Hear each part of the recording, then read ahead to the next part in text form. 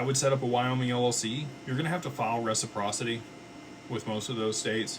So you're still going to get taxed in that state because it's a pass-through entity. But you're going to get all the other benefits, the anonymity. If you filed an LLC in either one of those states, you're not going to get any anonymity. You're not going to get the benefit of the regulations around digital assets. You're not going to get the creditor protection that you would get in Wyoming or Nevada or South Dakota.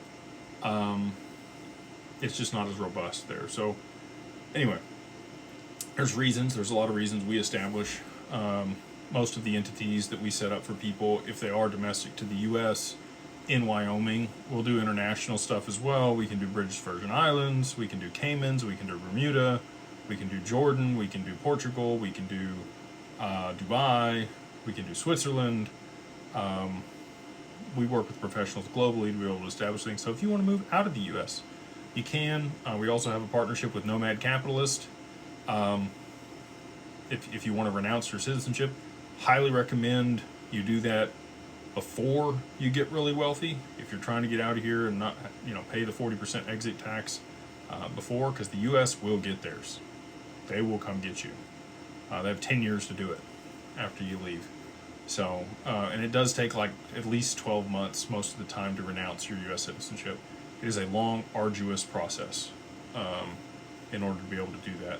Most other jurisdictions are residency-based taxes, so like the UK and Australia, anything under the crown, you're going to be taxed while you're living there. If you move away, there's some pretty strict guidelines about how much time you can spend in the country, otherwise you're going to be taxed there again. But as long as you follow those, you're good. Also learned a lot about Panama last night, talking to the gentleman that was at dinner with me and shot the movie, or the TV series, whatever it's going to be. Panama is very interesting. I would encourage you guys to go check that out and look into that, about the U.S. treaty that they have and the benefits of Panama.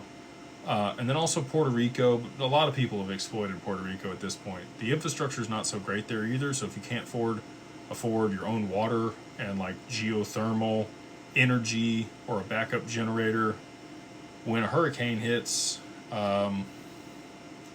you go weeks without electricity or water. So that's not fun. And you do have to stay there at least 6 months in a day out of the year in order to get the tax benefit in Puerto Rico. And you also don't get to vote because it's a U.S. territory if you're living there. So for some people that's worth it. For a lot of people it's not. But it is, flat income tax of 4%, no capital gains. And that's why you've seen a ton of crypto